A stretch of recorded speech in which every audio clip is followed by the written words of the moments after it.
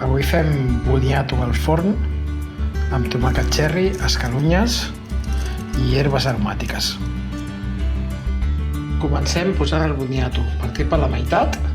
Això és com per una o dues persones, doncs multipliqueu per 4, 4 boniatos en comptes d'un partit per la meitat petit.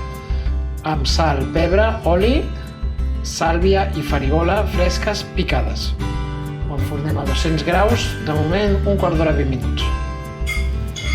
Com que l'escalunya i l'all es fa molt més ràpid, al cap de 20 minuts hi afegim 4 escalunyes tallades a juliana gruixuda amb un parell de grans d'all i d'aquí una mica hi posarem el tomàquet.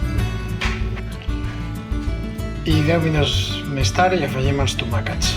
5 minuts més i ja ho tindrem llestos. Mentrestant preparem la vinagreta.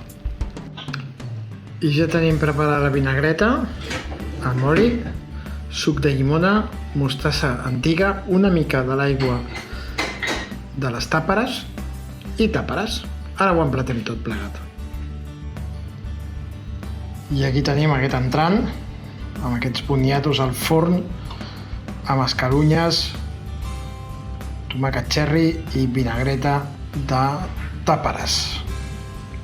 Excel·lent entrant.